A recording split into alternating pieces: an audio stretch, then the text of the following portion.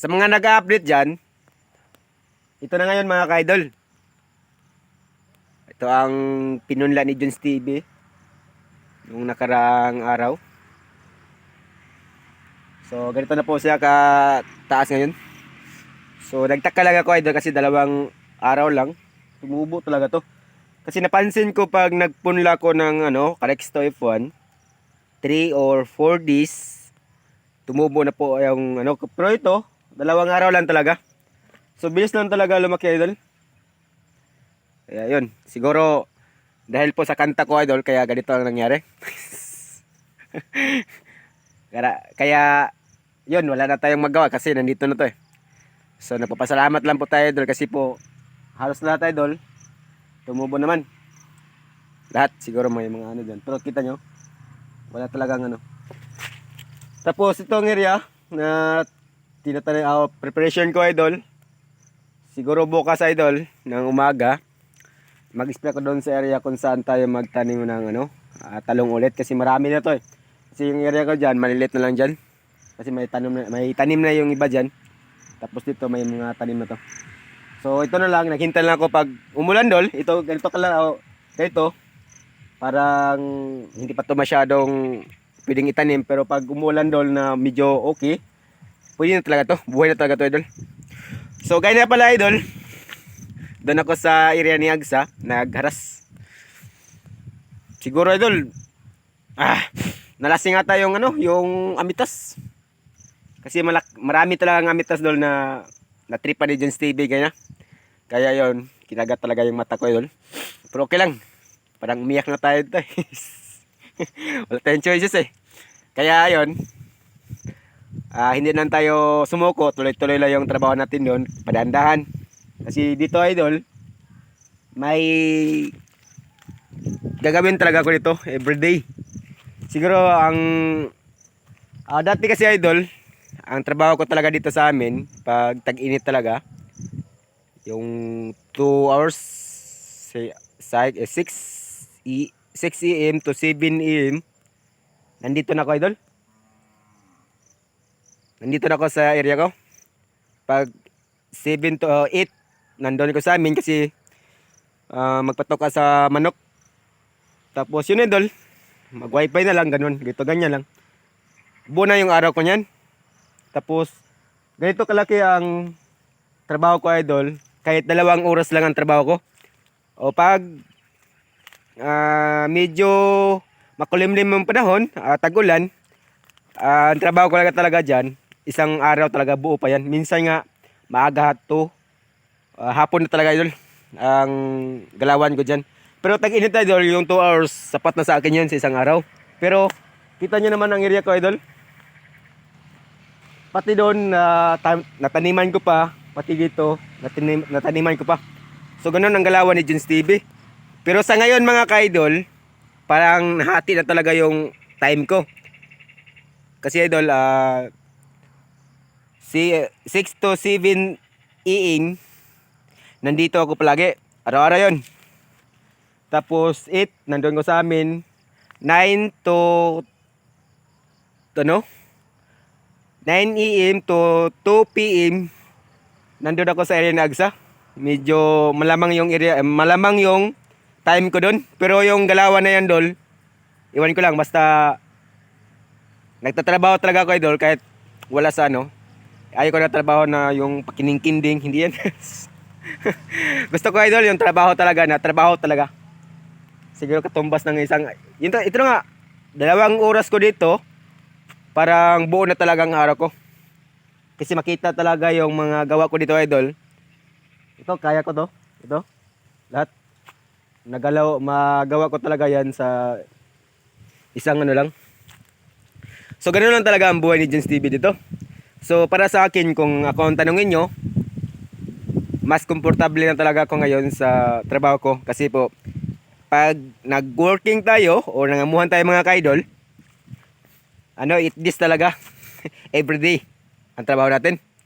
Pero dito idol, parang pitiks-pitiks lang ba. So ganoon po ang buhay dito.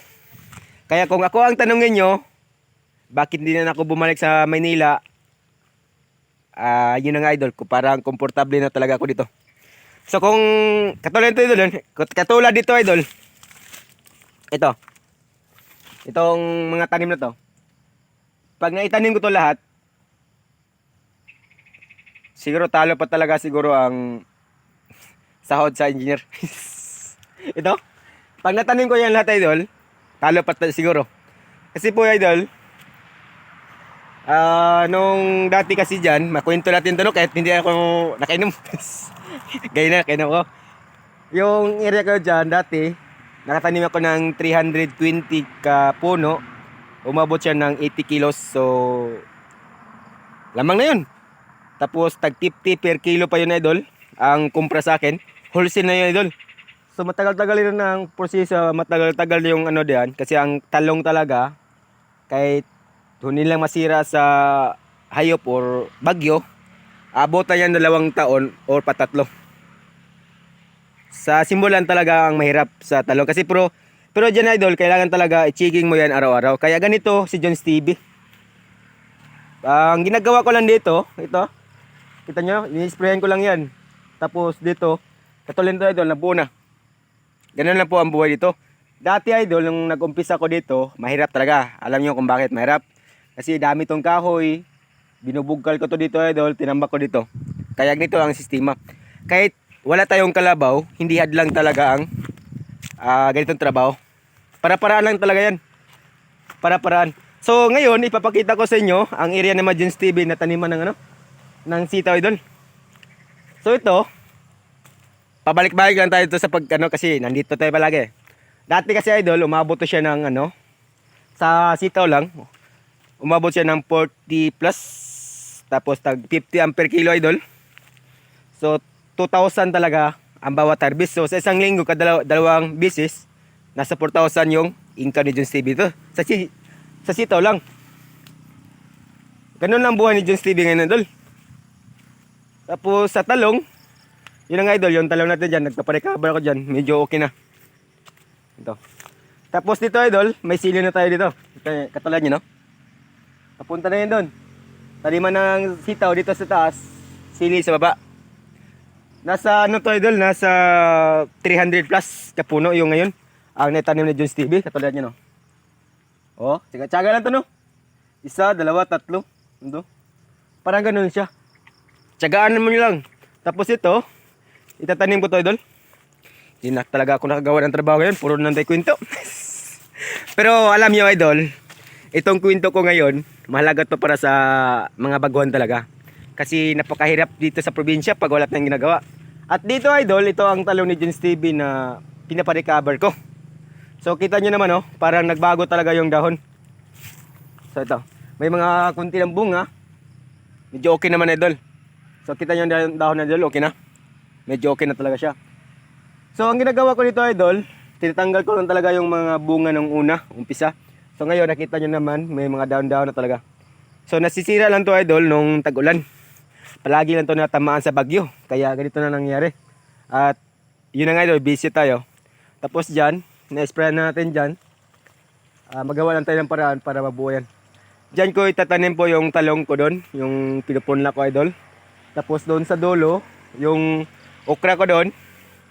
Nakaharvest tayo ng pinakamataas doon, mga 1,000.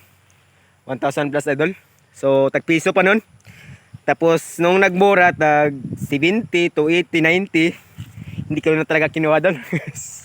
Ganun lang po ang buhay. Hindi ko na kinuha nung nag 70 na siya. Ang 100, 70.